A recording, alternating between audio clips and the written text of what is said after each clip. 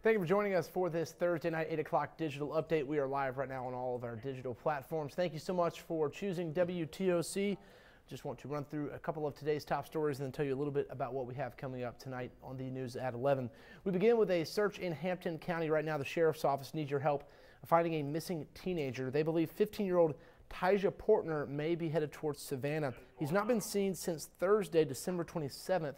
His grandmother noticed that he was no longer in the home they lived together in. As I said, Portner may be traveling to Savannah. He has not left home for this length of time and not contacted his family. So if you have seen this teenager, if you know where he might be, you can call the sheriff's office. That number is 803-943-9261. That number is also on our WTOC News app as well as WTOC.com. You can also come back and watch this video once it posts to get that number one more time. It has been a violent start to 2019 here in Savannah. We've reported extensively on the 2 homicides police are now investigating that happened in the first couple of days of 2019. Tonight, we are hearing from Savannah's police chief for the first time on this violent start to the year. He says, though, it's not all bad. His officers are still working very hard on curbing violent crime and also arresting the criminals. Police are still searching, though, for the suspects in both of these homicides. The latest killed a 17-year-old on Bull Street near West 41st Street. Harley Strickland reports on the story. Well, church members place these ribbons on the fence outside to honor the lives lost to gun violence in Savannah. And we are only the 3rd day into the new year, and as you can see, there's already 2 ribbons marking 2 lives lost in Savannah.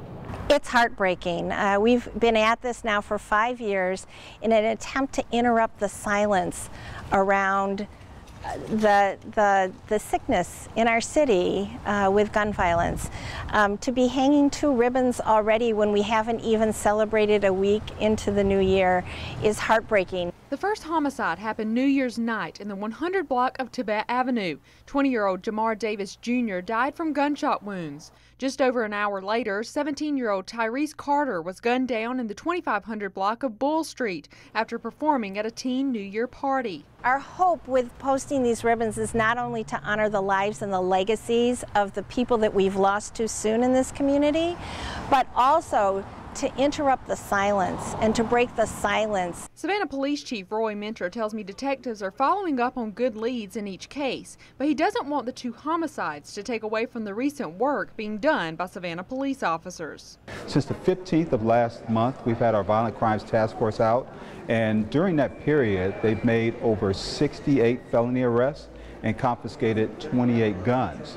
So we're still out there aggressively addressing crime in the community. Chief Mentor, along with Alderman Van Johnson, both say solving these crimes depend on people in the community stepping up and speaking out. There are people who have committed murders that are on our streets, and if they've done it once, they'll do it again.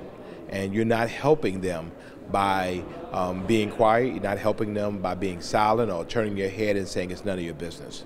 Detectives are still investigating each case. As for the ribbons, they bear each victim's name and the date in which they were killed.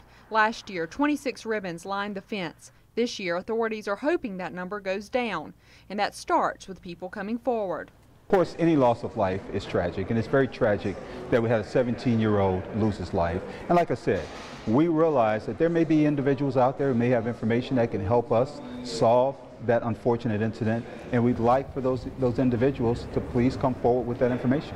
In Savannah, Harley Strickland, WTOC News.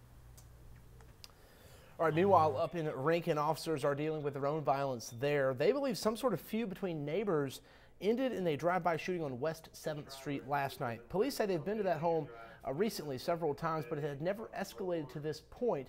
Meredith Parker reports. The 800 block of 7th Street is where police say a car drove by and shot 5 rounds into a family's home. Police chief tells me 1 bullet was inches away from taking someone's life. One occupant was laying in a bed, and the round was within probably 2 inches of his head as it went through the wall and through the headboard. No one was injured in last night's drive-by shooting that happened just before 11. Police say this isn't their first visit to the home. Officers have dispatched to that home more than once this year. Police believe this is an ongoing feud with nearby residents, escalating from reported verbal threats to gun violence. If you question what the quality of life is in Rankin, just look at the statistics. This is an anomaly. This doesn't happen a lot. And because it's an anomaly, it's an easier investigation to follow up on, and we will find the perpetrators and we will arrest them. Police do believe this is an isolated incident and the public is not in danger, but the police chief wants residents to stay vigilant. Reporting in Rincon, Meredith Parker, WTOC News. Okay, we'll follow all of those developing stories there, both in Savannah and in Rincon. Tonight at 11, we have more on those stories as well as some other stories we've been following for you today. Meredith was at a meeting today for students at Virginia College. That college closed their doors a couple of weeks ago. Now, some of the other colleges here in Savannah are stepping up, offering them, those students, another path towards their degree. So we'll have that update for you tonight at 11. If you weren't able to make it to that meeting, we'll also fill you in on what you need to do.